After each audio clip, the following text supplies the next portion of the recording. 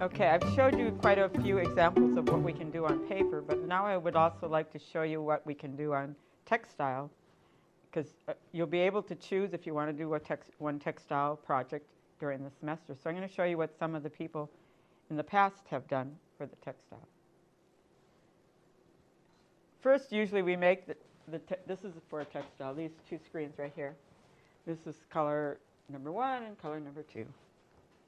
So I don't let you do as many colors usually on the textiles because we have to use such large screens and it takes a long time to prepare them. So we have to limit ourselves on the number of colors a little bit, okay? But here's an example of a scarf. This was done on a big screen. It's a border print. So when we printed it, it was long like this. And we had the large part of the design at each end. We printed on white cotton first to test it, because this is a piece of silk. Usually if you're printing on silk, I recommend you start on a piece of cotton first and practice, and then you do your nice fabric later.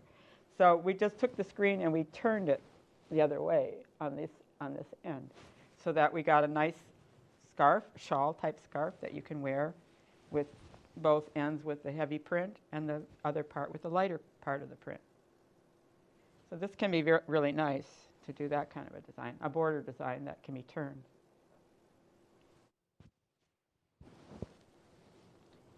And I believe it's 3 colors. Okay, this one is just two colors, and it's all linear. And it's a Asian design, sort of a Japanese kind of design with fans. And it's 2 colors.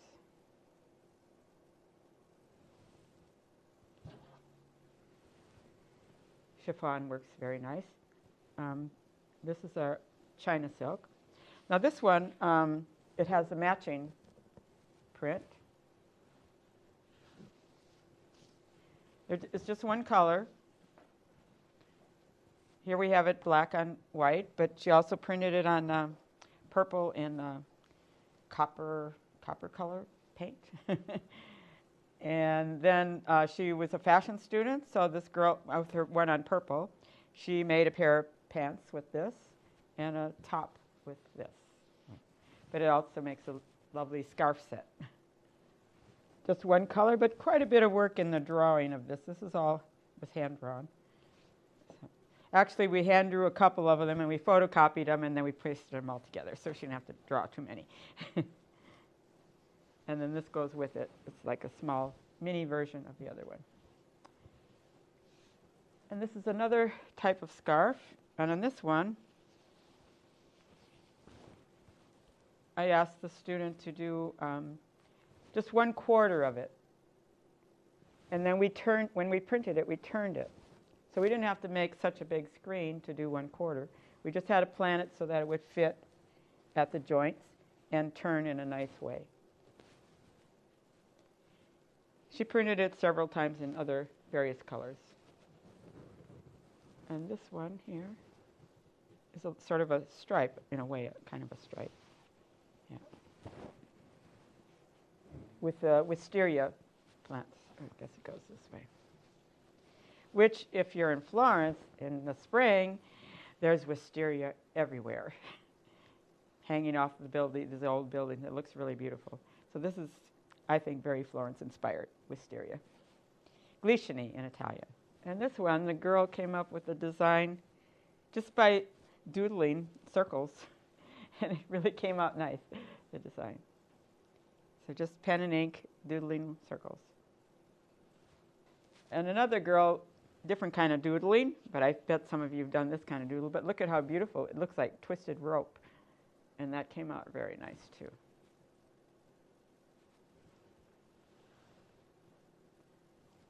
There's lots of people riding bicycles in Florence.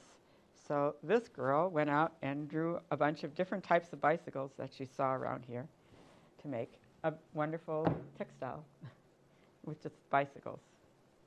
2 colors. But she paid quite a good attention to whether they had a basket, whether it was tall bike, small bike, women's bike, men's bike, all the little details. And this is printed on a lightweight cotton. This was part of a table set about wine, wine in Florence, and the grapes and the vineyards, and also cafes. She's got cups of whatever she's drinking here. So this is also a corner one, so she could make a small scarf with it as well. And she made, I think, 4 of them, this way 4 times, and then again 4 times on a big piece of fabric to make a tablecloth. So she had like a set of things.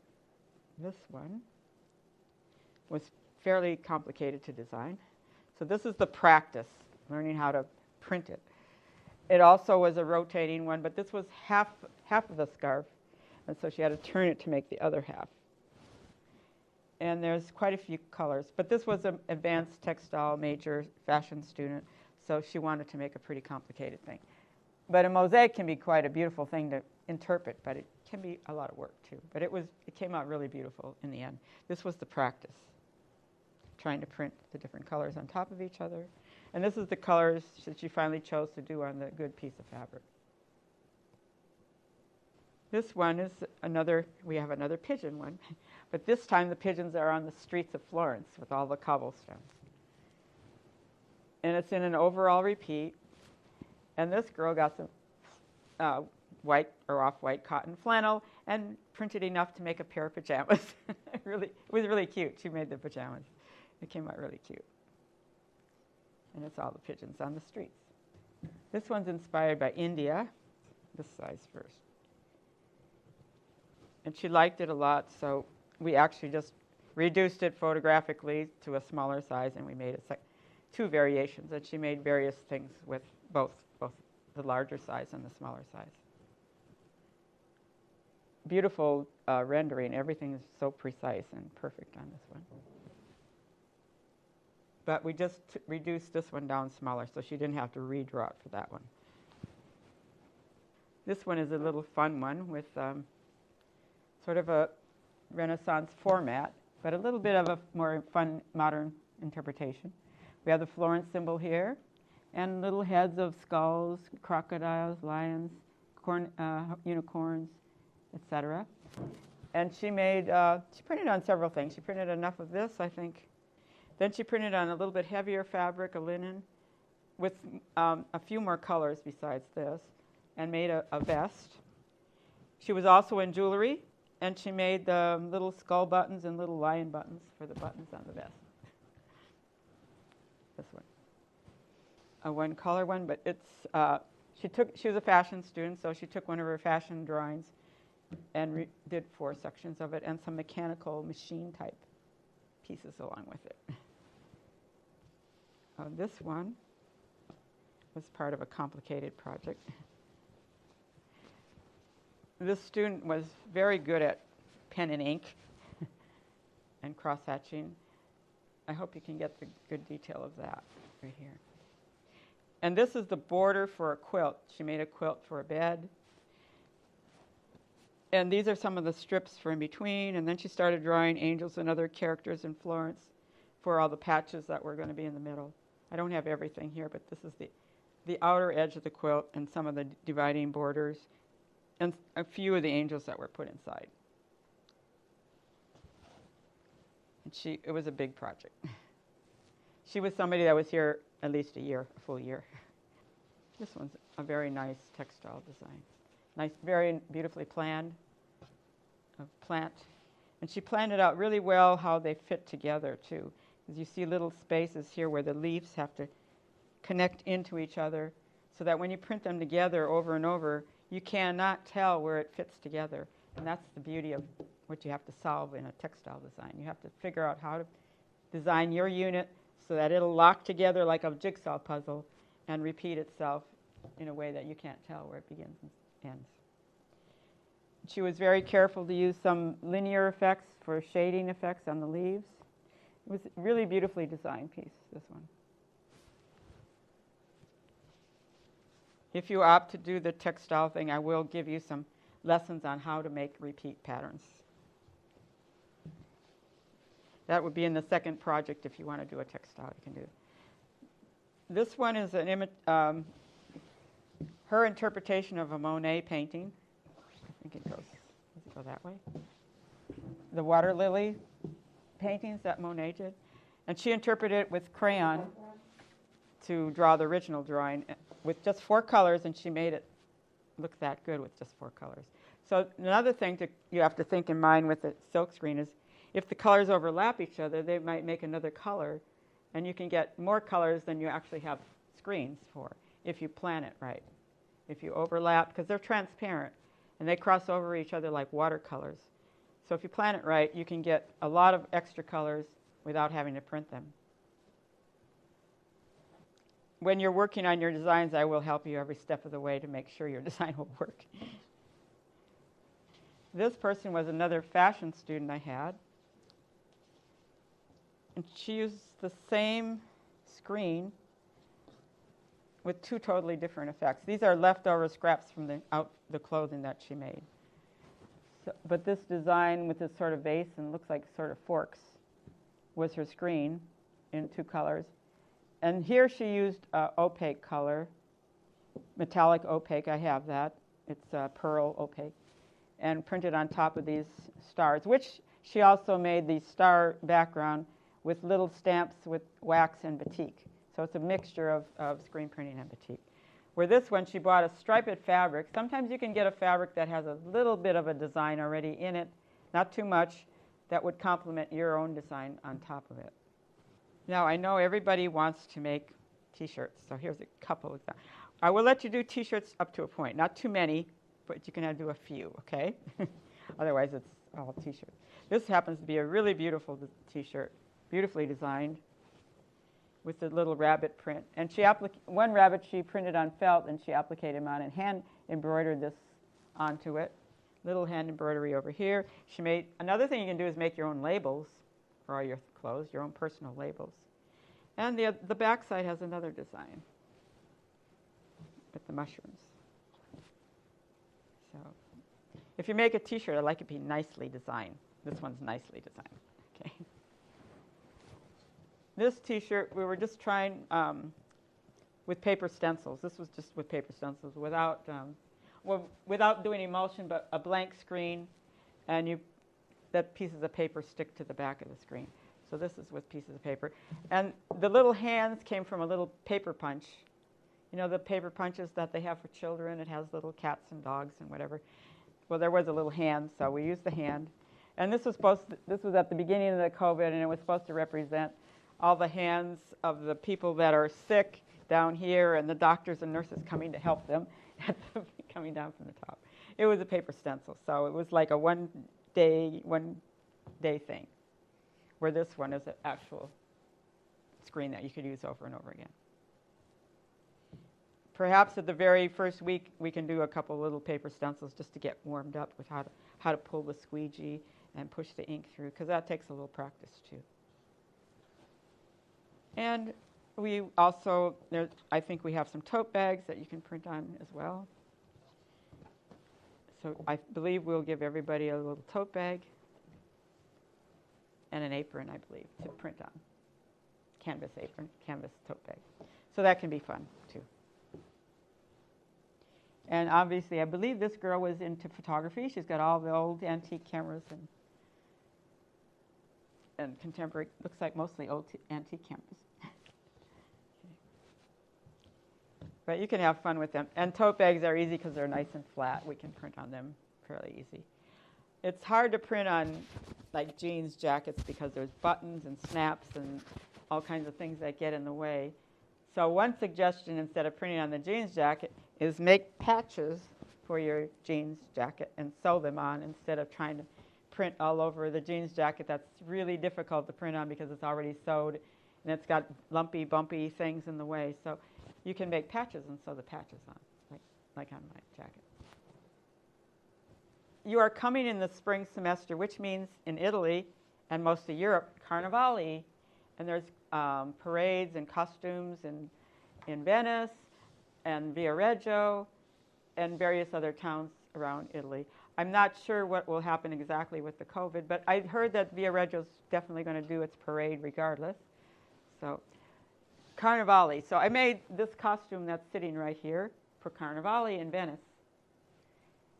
And I used, for inspiration, I used the tops of the capitals for all the parts and leaf kind of things that are happening I was just looking at the capitals, the Corinthian capitals that are here in Florence. And I put some of them here. But at the end of each one, I added the little door knockers that are all over Florence. So each one has, and they look like little monsters, so I thought that was pretty good for Carnevale. So there's little door knocker monsters on the end of each of these little leaves that are hanging on my very strange Carnevale bird. And the mask, I made like a ski hood, and I put it on the mannequin, and I printed up a bunch of these leaves, and then I just went around pinning and moving and until I came up with what I was going to do. So I sort of worked at it as a person that does draping till I got some sort of arrangement that I liked. And then I decided, that's it. Okay, I'm going to sew it. So I sewed it and put it all together. And then I wore this to Carnevale in Venice, and they had like scouts going through the San Marco Square looking for interesting costumes, and they pulled me out aside, and they had a big stage, and they had to go up on the big stage and walk across so everybody in Piazza San Marco could see me. And the conductor said, she's a fantasy bird, which that's what I was, a fantasy bird. Okay. I used this costume for one of the small plays that we did at Syracuse, and when they saw that I could do this, then Mr. Erickson at Syracuse wanted me to get more involved with making the costumes. So I did quite a few costumes for the school. We did Where the Wild Things Are, did all of the characters, all the monsters and things that are in the Wild Things, which I believe you can look at on the Syracuse past events and look it up and see what we made. And then the following year we did Snow White and the Seven Dwarfs. And both of those performances were at the Teatro Comunale, the main opera house of Florence. So it was a pretty prestigious, big event. It was really nice to do. So if you're also interested in theater costumes, try my class. It really works well with making all these costumes that you have to do for theater. For your semester here, we don't have a lot of time. We have like about 12 weeks to work. So I've decided we're going to do 3 projects. The first one is to learn how to do screen printing. And we got to keep it small and not too many colors, and more or less all of you doing the same thing so I can teach you all of the steps, all of the processes that we have to go through. The second project, we can be more creative and do more individual things because you'll all have the basics down. So I can let you be a little more on your own, a little more creative, but I'm still going to pick and choose what you can do to a good extent. And I was going to introduce the textiles on the second project because there's so much to show you on the first one. I need to leave that for the second. And I'll show you how to do repeat patterns and how to make the designs work. The third project, I wanted to do the photography one where we use photographs and do our Andy Warhol effects and other photographic effects with posterization, 4-color separation, and various things that we can do with photography. And you might, if you want to introduce some things you've done on the computer at that point, you can do it at that point. The Tunima Paradiso, I'm going to just explain that a little bit. This was the first project, and I wanted 4 colors, not very large, just to learn how to do the process. So she's got her 4 colors. We just sectioned off the screen, and we print with a little squeegee one at a time. So you print one color, probably this one first, and you put that one on top of it, and then this one, and then this one. Yeah. So we've used 4 different colors. We wash the screen in between. We just use a small squeegee and print one color at a time. But then the second one, if it was this textile, then that would be, I just use the whole screen for the one, a 2-color one, the whole screen for one. And the photographs, more or less, we print them this size or the next size. This is A4, A4, and then bigger size is A3. One of those 2 sizes for the photographs. As I said, the first project, I have to keep it more controlled and not too large so I can watch each and every one of you and help you through all of the basic steps because we're going to learn all the basic steps on the first project. We have to learn how to design. We have to learn how to make the transparent stencils. Then we have to learn how to do the darkroom work. We're going to do our own darkroom work. We're not sending the screen out to somebody else to make. We're making the screen in the studio, in the darkroom with the ultraviolet light, special ultraviolet light. So we have to coat our own screens with the liquid photo emulsion, which is a diazo emulsion, which is the most current one that is used by all the schools, also in the U.S. So we put, and it's ours. It comes in different colors, by the way. It comes in a magenta, and that depends on the hardness of the emulsion. I like this blue one, which is usually used for textile design, because it's also one that I can get off the screen and remove it from the screen when we're all done, and we can reuse the screen again. The magenta red one is much more difficult to remove from the screen. I think it was meant to be almost permanent, so it takes a lot more work to get it off. So this blue one is a little bit softer. We are able to dissolve it off and spray it off with a power washer and reuse the screen again. So that's the kind of emulsion we're going to use. We're going to coat the screen. It takes about maybe an hour for the emulsion to dry. In the meantime, you get your drawings they should be almost ready when we coat them. We could coat them the day before. That would be all right, a couple of days before, not too long before. When you know your design is almost ready, that's when we're going to coat the screen. So when the screen is dry after about an hour or so, then we can expose it. We can place your drawings on the screen. We're going to place them, let's see, we place them on this side of the screen, and then we put it in this special machine that exposes them.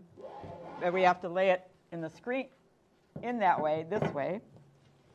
And then we close up the machine, and it's a vacuum table, so the rubber sort of foams around this whole thing. This part is glass. Pretend this is glass.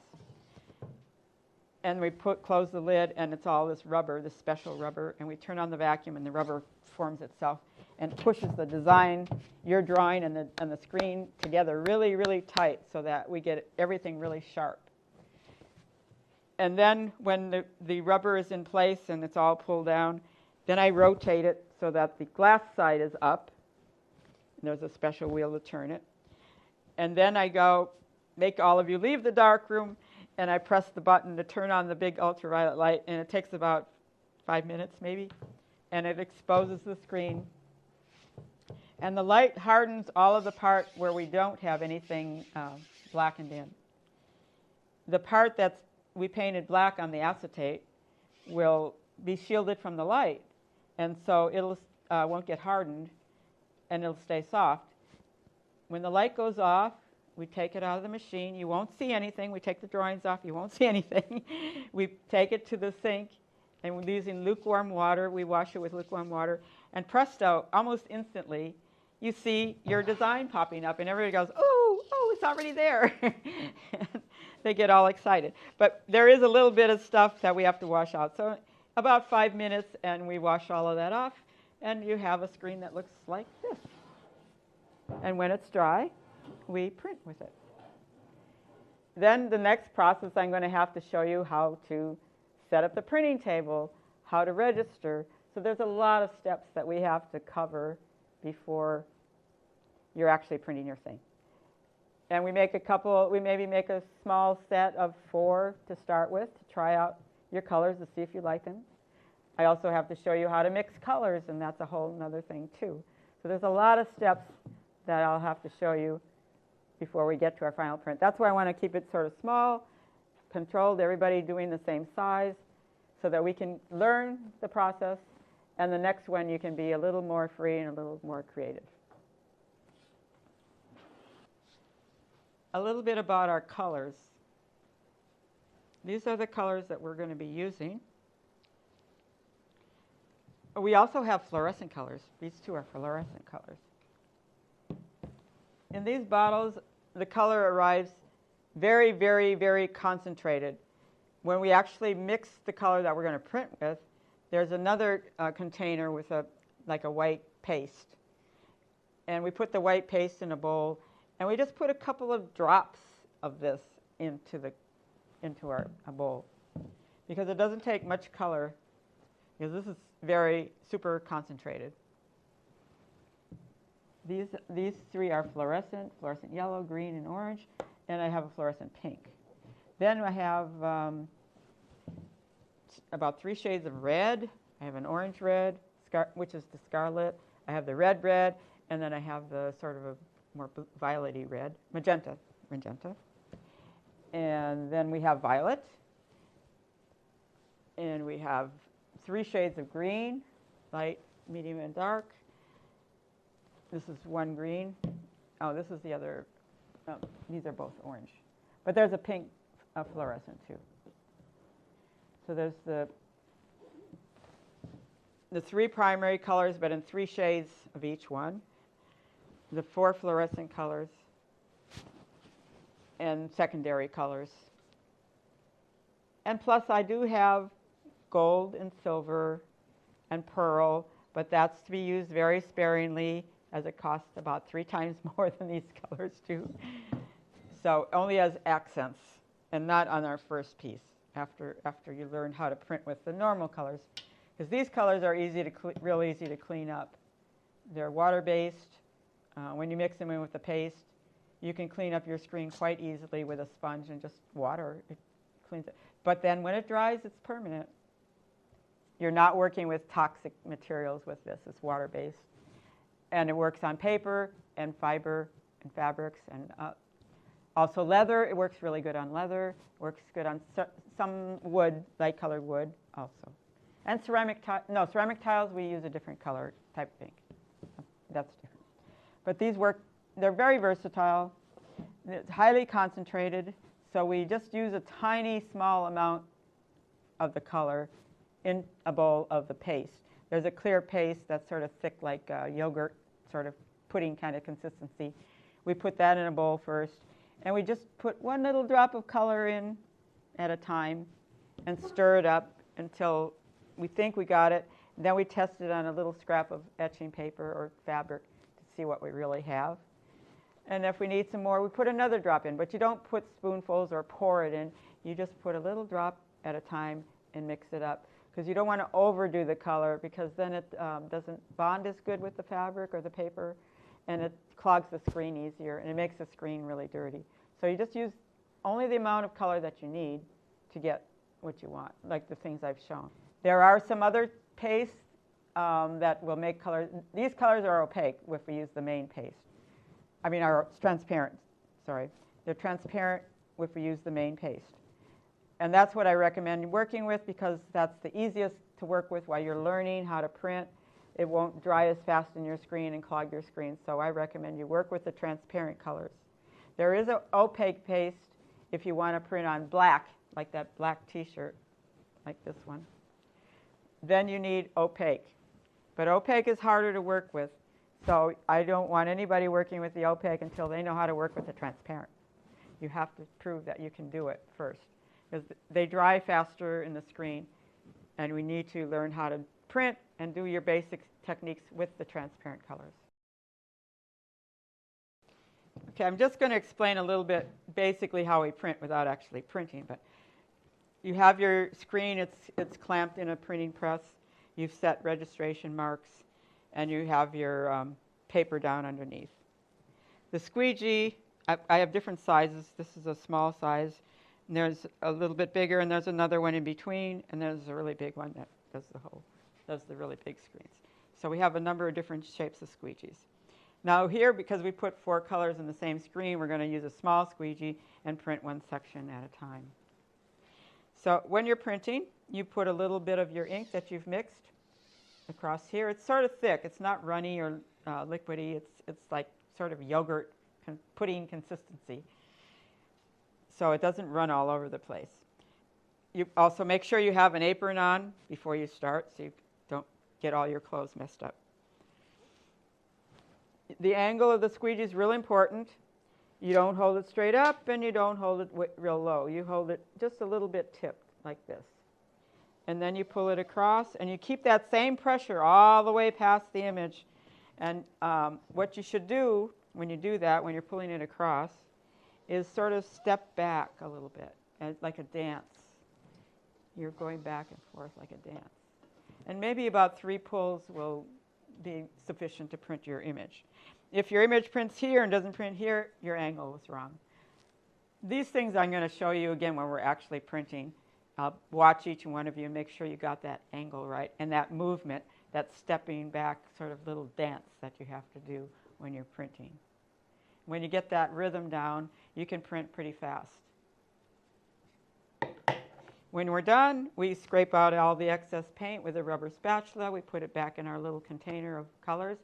Each of you will have little containers and a locker to where to keep all your colors that you can keep using till the end of your project. So then we take it to the big laundry sink and we wash it with just sponge and water on both sides. And the ink comes off very easily unless it dries. So you can't work too slow. But this transparent ink keeps pretty well without drying. So you got time. Then when it's dry, we put it in a dryer, or if you're done for the day, we just put it in the racks where all the screens are kept. So our next lessons will be in the studio, and when you're ready to print, of course, we will go through all of the steps again. This was just to give you an idea of the process.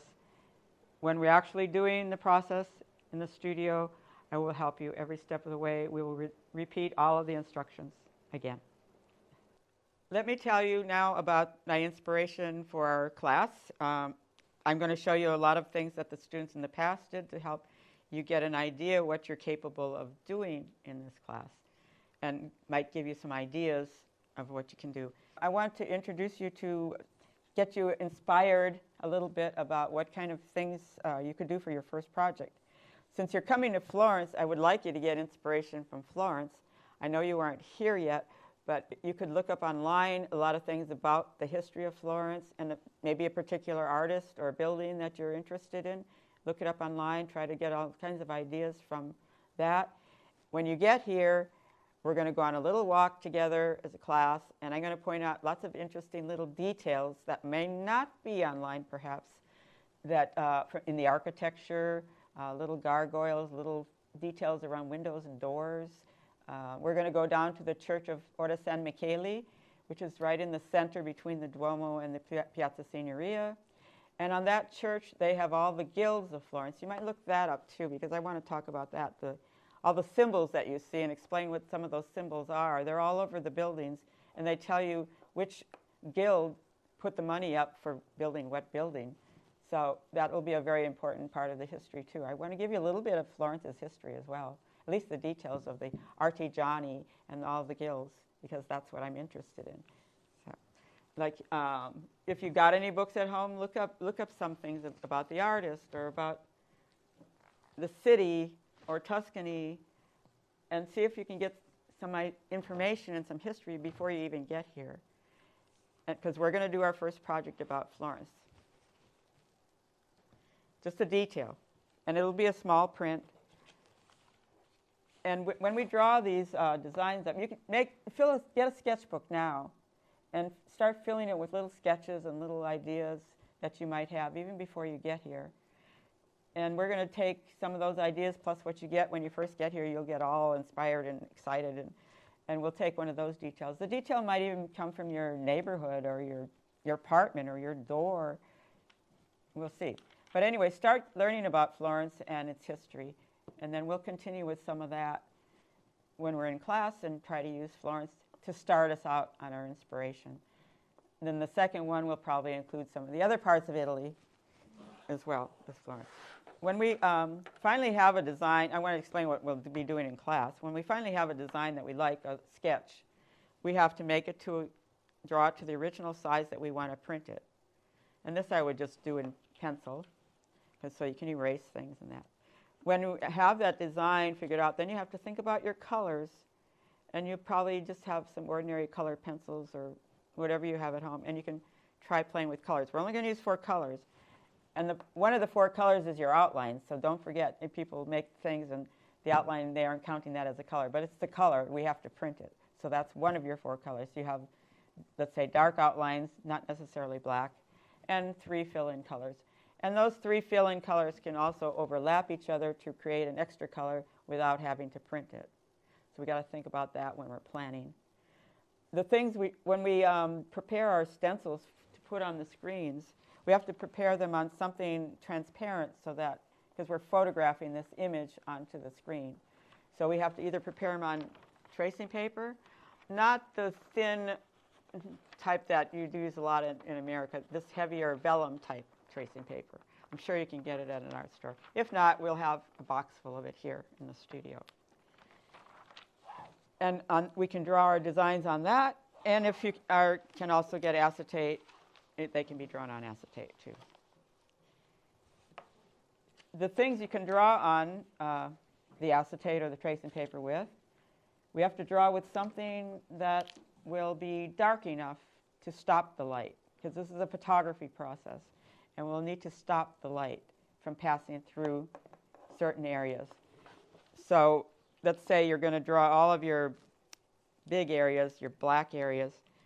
We need to fill that in with a solid black. Now, I will give each, in your kit when you get here, you will get 3 of these markers, Posca markers. I don't know if you have them in the United States. I think they do. But you'll get a set of 3, a big one, a middle-sized one, and a real fine one that you can draw on your tracing paper or your acetate with this. And it's heavy enough to stop the light. Not all markers are the same. Some are really watery and really transparent. And if you draw your whole thing out with them, the light's going to pass right through and it's not going to work. So you have to have the really opaque, and it says opaque marker on here. I'm sure there must be the equivalent in the United States. If you don't have, you might have Posca. You might want to, if you can photograph that. Okay. Other things you can use, plain black India ink. You can draw with that.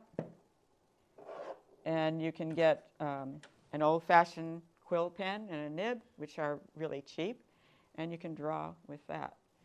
And if you're good with pen and ink, this is wonderful. You have to learn how much pressure to put on.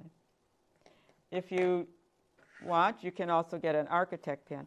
I'll have these pen and ink and things like that in the studio and this kind of thing. But if you want to get a rapidograph pen, you have to get your own. Those work fine too, of course, for drawing out designs. And if you buy a rapidograph pen or you bring one of your rapidograph pens with you, don't bring a really tiny nib. We need the lines to be a little bit stronger because the light that photographs the screen is pretty strong, and it might not let those little tiny, tiny lines come through. So don't go too small on the number. Let's see what else we have here. Oh, I have some acrylic paint, opaque paint, for really big areas that we need to paint out. That we'll probably have to paint on acetate. So each one of your colors in your design will have a sheet. If it's a 4-color design, you have 4 separate sheets. One with your main outline, I guess, and the other 3 with all your fill-in colors that we will prepare with one of these mediums. When you're here, I'll tell you what's best for which parts of your design. I'll look at your design and we'll figure out together what you should. Oh, another thing you could use that I forgot are lithograph crayons. Lithograph crayons work really, really well and give you a nice crayon-like texture. I'm just going to go through a couple of these acetates so you can see how people, these are not their first projects, but you can see how people analyzed things and broke it down. These are mostly textile patterns, but we still draw them up the same, whether they're textiles or they're drawing or photographs. We still break them down the same way. So this person got some inspiration from a circular pattern. And there's lots of circular patterns in Florence in the architecture, the stained glass windows, decorations on doors and windows. And there's lots of circular patterns. So if you like that, it also works well if you're a textile person to make a scarf design with it or a pillow design with a circular pattern. So these are, a person was working with this circle that they found. There's an image. It was just 1/4. And of course, if we put it together, you get a full circle or half a circle like a fan. So these are some of her these are some of the actual separations that went on the screen. If you notice, there's also a red color here, rosso coprente, red blockout. It's gotten a little bit hard to get a hold of, but I've played around with the acrylic black. Seems to work fine as a substitute. There were also some red special marker pens that are hard to get too, but I found the right pens in black that are okay. So this is what she actually put on the screen right here. This, and this one that she put on the screen.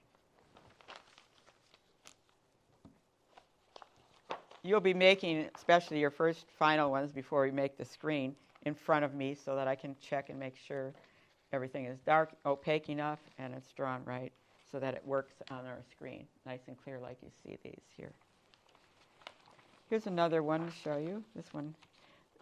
With the textile people, I will have to show you how to make a repeat. And there's a pretty simple way with pieces of ordinary paper. I use graph paper normally, and we make we have 4 little pieces that we keep moving around, and it brings all the ends together into the middle.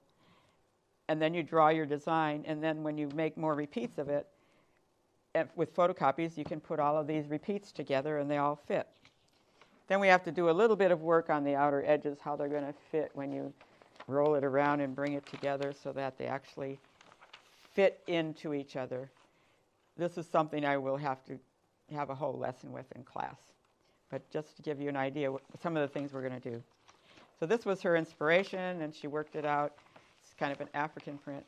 She worked it out in a repeat. This was the main color. And I didn't find the other acetates, but after she got all her colors, before we printed it on the fabric, we printed the whole thing on a piece of acetate so that you can use that as a registration guide. This is a guide to help you register your print when you're printing your fabric. So you'll have to make this first. Here's another textile, and you can see her little unit of giraffes. You can see each of her little pieces of tracing paper, how it fits together and makes her repeat. And this repeat is called a half drop. You see there's part of it higher over here, part of it lower here. I will go over all of these different units, block, half drop, or brick, repeat. I'll go over all of that in class. You can probably look some of that up online too. This one. I like this textile was really quite nice. It was inspired from the Duomo. Can you see the little domes and the windows? How she used them into a design. It was 2 colors. So the 2 sheets of acetate are right here. It was just a 2-color one.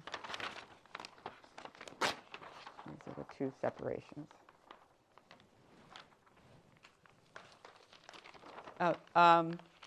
On the first one, we're going to mainly draw, but when we're drawing, we tend to just think in flat, solid shapes or just lines. There's also texture. If you want to get texture, well, one of the ways is with the lithograph crayon, which I don't happen to have here right now, that you can make rubbings, or you can just draw with it like a Crayola like you did when you were a child. Or another way you can get a lot of textures is photocopying. Like this person photocopied burlap in rough fabric and used those photocopy pieces and cut them up into an interesting pattern for a textile. Look, see the beautiful textures you can get from photocopies. We have a photocopy machine in the studio, so we can use it to help us make these things. Actually, this person made a large quilt. This is just one of the patches. It's quite nice. This girl was from Japan, the island. What's the southernmost island of Japan? Anyway, she was from Japan, and she made a beautiful design inspired from her native country, a Japanese motif. This is her inspiration, her little 4-piece of paper repeat. Then she made a lot of photocopies of those, and then we put this together. And we check all the sides to make sure the top and bottom and the 2 sides fit together. And these are all of her separations. Let me just... this is the main one, which we usually draw that one first, and then we can leave that one as our guide to do the fill-in colors, the other colors. These are 1, 2, 3, 4 colors. This was 4 colors, this one. So each one. And this is just a paper copy, but she made a beautiful fabric of this print. And it looks like she maybe used some metallic paint. I have some metallic paints here, but we have to be careful with them because they're not so easy to print because they dry in the screen very easily. So I have to see if you're capable of using them first. The other paint, the transparent colors, are much easier to print with. This was inspired from Gustav Klimt. And there was I believe at the time this person made this design, there was a very big Klimt show at the Palazzo Strozzi. And so a lot of my people that semester made things with Gustav Klimt. So this is her paper idea. taking inspiration. This is one of the, this one is really complicated. One of the 1, 2, 3, 4, 5. This person definitely was one of my textile fashion majors and was studying to be a textile or fashion designer. So she made a pretty complicated project. And this kind of a design works really well for fabrics to make clothes.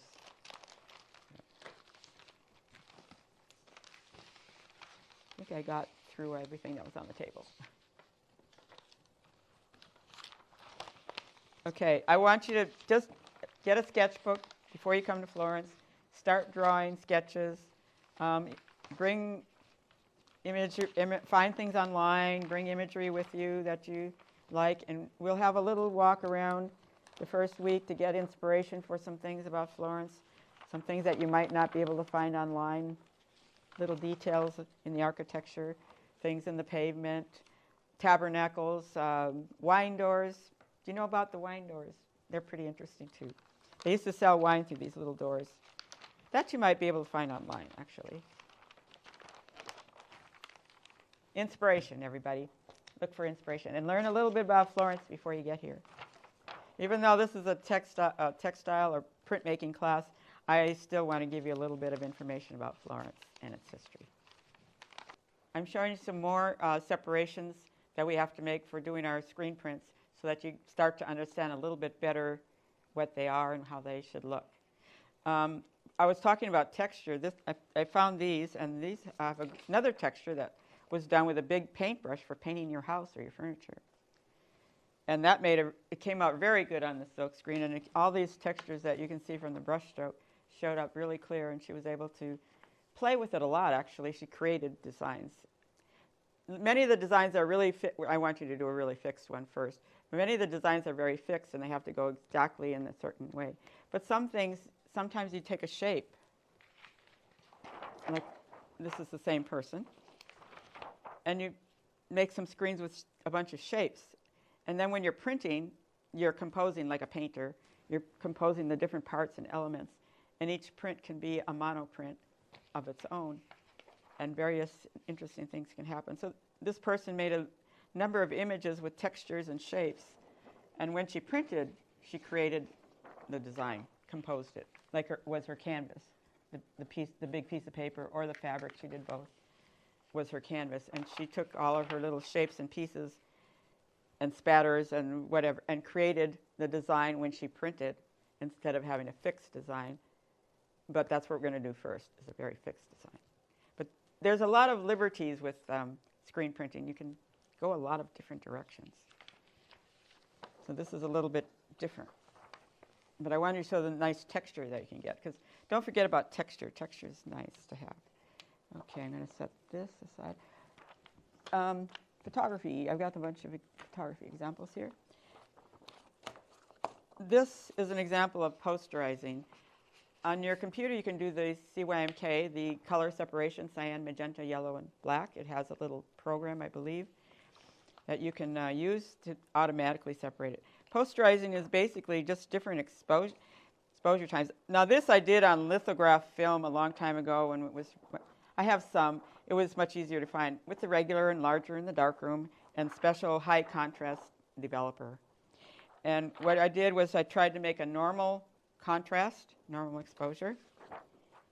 Then I made one that was a little bit too dark and another one that's a little bit too light. And you have these three, and that's called posterizing. You can make more separations if you want. Generally, 3 is enough to get the effect that you want. And it has sort of this Andy Warhol kind of quality look to it. So the lion he's in Piazza Signoria, this little lion. Oh, the lion, by the way, is a mascot of Florence. Marzocco, okay? And another one of these. We can do these separations probably now with your computer and a printer. But at the time, did it in the dark room with the enlarger the old way before we had all of that available with the computer. Here's another one that was a portrait. Let's see if I can show you. Can you see it if I hold it up, or is it too? You have to put the paper underneath it, I think.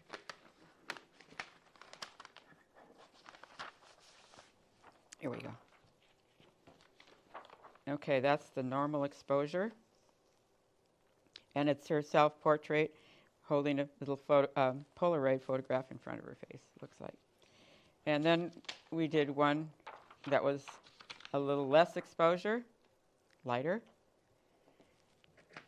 And then we did another one that was very dark.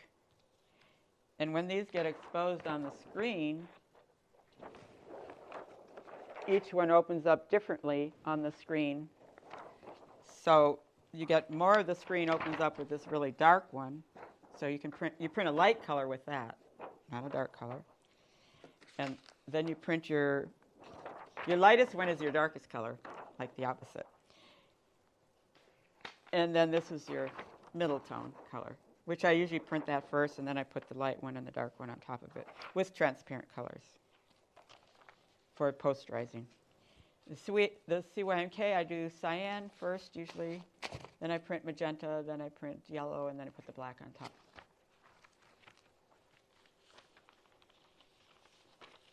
This one was done with the computer. It's the design was a photograph of a little corner in a ceiling.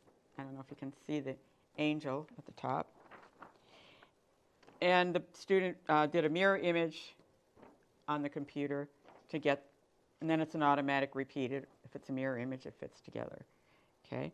So then she made with her computer one for the cyan, one for the, let me see if I can figure out which is which. This one is definitely the black. The one with the least on it is always the black one. And the darkest one is usually, probably this is the yellow one. And then one of these was the magenta and one of these was the cyan. Usually the two sort of middle ones. This one had a lot of magenta, so I think this is the magenta and this is the cyan. That's the yellow and that's the black. So the black, the cyan, the yellow and the magenta. Okay. But that's not the order I printed. I usually print the magenta, the cyan first, because then I can see what I'm doing to fit the other colors into it. So I usually print the cyan first. Most people think print the yellow first, but if you print the yellow first, it's really hard to register. So it's better to do one that you can see clearly, and that's usually the cyan or the magenta one. So I do the cyan, then I do the magenta, then I do the yellow, and then I do the black on top of that. But that one was done on the computer. Okay. And this is a photograph that one of the villas that has palm trees. And these are her separations. I don't remember exactly which is which on here, but probably that has something to do with the green or the blue, because it has a lot of black there.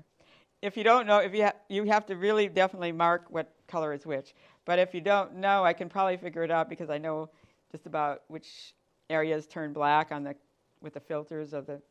So I can usually figure out this is either probably the cyan or the yellow, that one.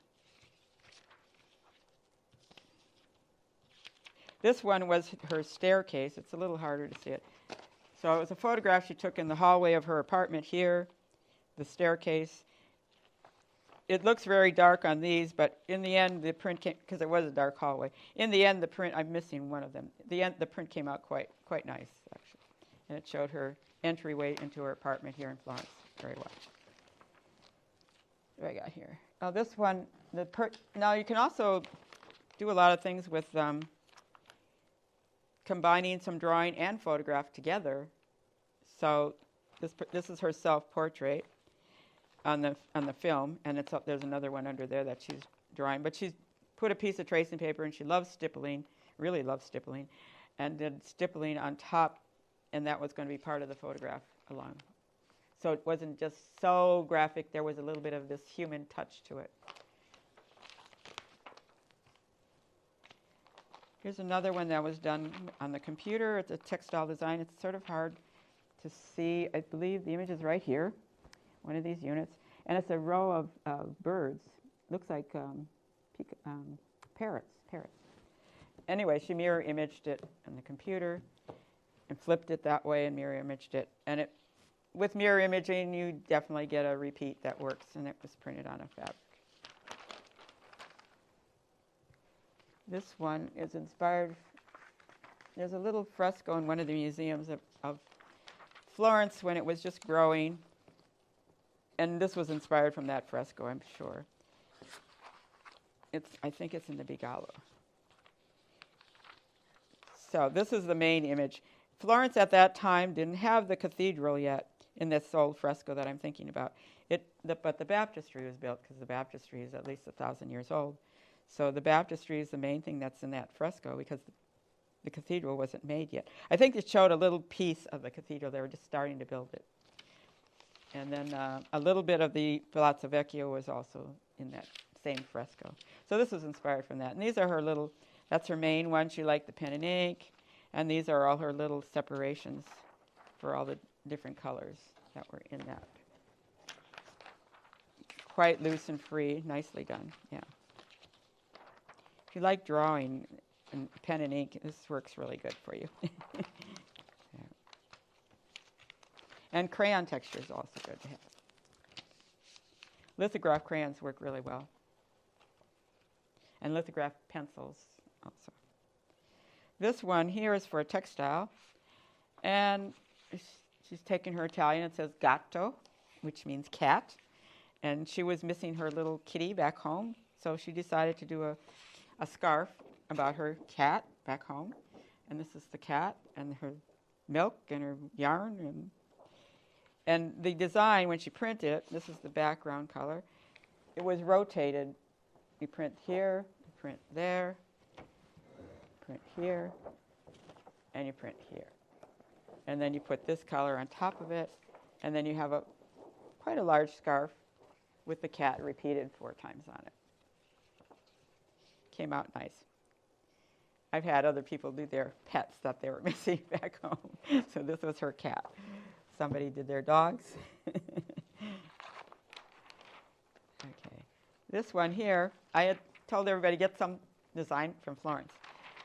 And this was a textile student. So she noticed there was this shell shape in a lot of the architectural details around the city, especially above doors a lot, the half shell. And in the painting by Botticelli. But I believe she just got this off of one of the ones that's above doors, a lot of doors. And we put it into a repeat. And since it's a shell, something about the sea, this is supposed to be about water, the second color. And then that fits into here, like that. So it's a simple textile, 2-color, her first one, 2-color textile. And she was a fashion student. And I remember her teacher back home said, you have to make a piece of fabric to bring home and make a dress out of when you get home. So she had to print a lot of it. This was another girl from that same group. And she saw all these little putti, little angels that are decorating everything all over this. There's lots of them everywhere in the city, these little baby angels, putti. And so she made a repeat. This is called a half drop. And it drops halfway.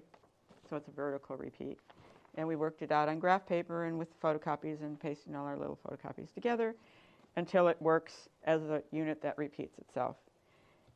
And then we just did the 2 colors. These were summer students. They didn't have much time. So we did the 2 colors, and these are her 2 colors, her linear part and her solid part of her color. And she also had to make 3 yards so that she could make a dress with it when she got home for her fashion class. Sometimes the teachers back home have some anticipation what they want the students to bring back. So this was how we were accommodating that one. I think this may have been from the same group.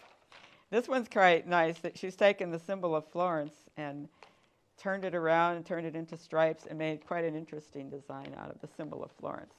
And it's also in a half drop repeat. And these are the 2 separations.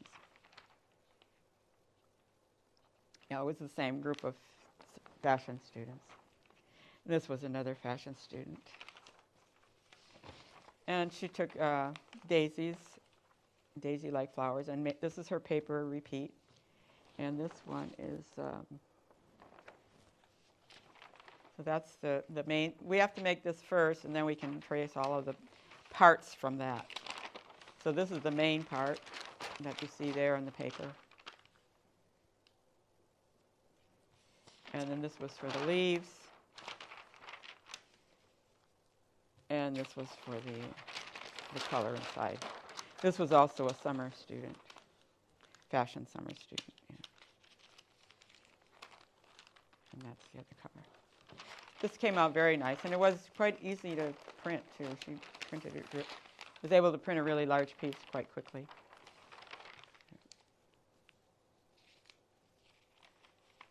So we will be seeing you in the studio, and we'll have lots of fun.